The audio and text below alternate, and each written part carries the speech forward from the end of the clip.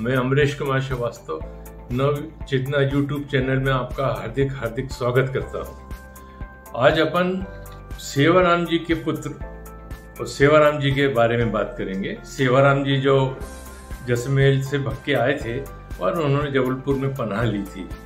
उनकी जो अगली पीढ़ी थी, उनके दो पुत्र थे, एक का नाम था रामकृष्ण दास और दूसरे का नाम था खुशहाल चंद। और जब ये जबलपुर में आए, इनका परिवार पिछड़ गया था। पिछड़ने के बाद ये जबलपुर में जब आए तो अपने पिताजी से मिलकर इन्होंने व्यापार शुरू किया।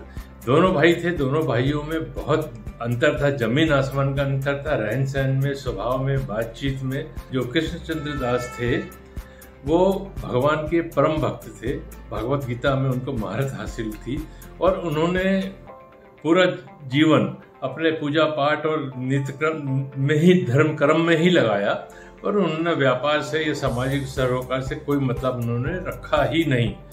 वल्लभदास जी की दीक्षा गोपाल जी मंदिर वाराणसी के जो महंत थे उनसे उन्होंने उनकी दीक्षा ली और उनको उन्होंने गुरु मान लिया।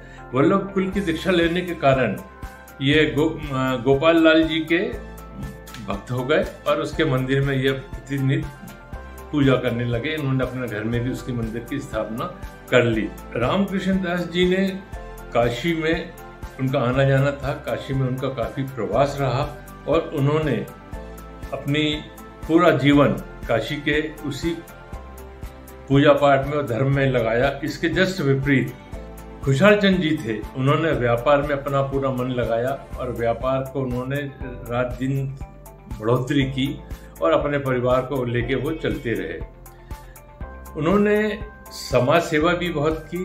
1857 में जब पहला अपन कह सकते हैं स्वतंत्रता संग्राम सेनानी युद्ध हुआ था, यह महारानी लक्ष्मीबाई जी ने युद्ध किया था, उसमें उन्होंने बहुत सेवा की और उसके उपलक्ष्य में उनको एक कमरबंद स्वरूप भेंट सम्मान स्वरूप भेंट किया गया। उसमें हीरे लगे थे, जवाहरात लगे थे और उस पर लिखा था भारत सरकार द्वारा इनकी सेवा के उपलक्ष्य में इनको ये भेंट किया जा रहा है।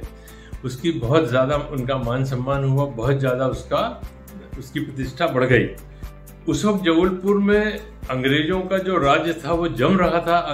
जबलपुर ने कई राजा आए, कई राजा गए, कई बार उलटफेर हुआ है। गढ़ा में किसी जमाने में गोड़वंश राजाओं का राज था, वो चला गया। उसके बाद मुसलमानों का राज था, वो चला गया। उससे पहले कलचुटी राजा हुआ करते थे, उनका भी अंत हो गया। तो इस जबलपुर ने कई उतार चढ़ाव देखे हैं और आखिरी में जब ये वार हुआ था तब महाराष्ट्रीयन ब्राह्मणों का राज्य था। सागर के महाराजा खेर का आधिपत्य था जबलपुर में जब अंग्रेजों ने इस पे हुकूमत चलाई और उस पर कब्जा किया।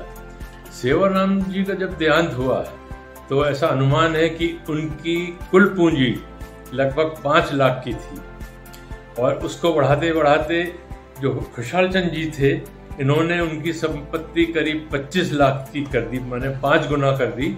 जब उनका देहांत हुआ तब इनकी संपत्ति करीब करीब 5 गुना थी। उनके बड़े भाई जो रामकृष्ण जी थे, जो भक्त थे, ये निसंतान थे और निसंतान ही उनका देहांत हुआ। खुशहाल चंद जी के 2 पुत्र थे, एक का नाम गोकुल दास था, एक का नाम गोपाल दास था। गोकुल दास वो थे जो आगे चलकर राजा की उपाधि दी गई उनको, जबलपुर के वो राजा माने गए और उन्होंने अपना राजशाही कार्य किया। राजा जैसा ही उन्होंने व्यवहार रखा और वैसा ही उन्होंने जन्म समस्याओं को लेकर या समाज को लेकर के उन्होंने वैसा ही काम किया। उन्होंने अपना व्यापार जो था बढ़ाया, अपना मान सम्मान बढ़ाया और जबलपुर में प्रतिष्ठा बन गई। ऐसा व्यक्ति आज तक जबलपुर में हुआ नहीं जिसने इतना ज्यादा समाज सेवा और समाज के लिए और सार्वजनिक हित के लिए कार्य किया हो। जो कहानी जो सेवाराम जी से शुरू हुई थी, जो ज्योतिष ने कहा था कि इस दिशा में आप जाओगे तो राजा बन जाओगे। सेवाराम जी तो राजा नहीं बन पाए, मगर उनकी तीसरी पीढ़ी माने उनका पोता राजा जबलपुर का जरूर बना और उसने उनका नाम बढ़ाया, या अपन कह सकते हैं कि ज्योतिष की जो भविष्यवाणी थी वो सिद्ध हुई। अगले एपिसोड में अपन गोकुलदास जी के बारे में बात करेंगे। मित्रों, अगर मेरा ये YouTube चैनल आपको पसंद आया हो तो कृपया लाइक करें, सब्सक्राइब करें ताकि मेरा उत्साह बढ़ सके। धन्यवाद।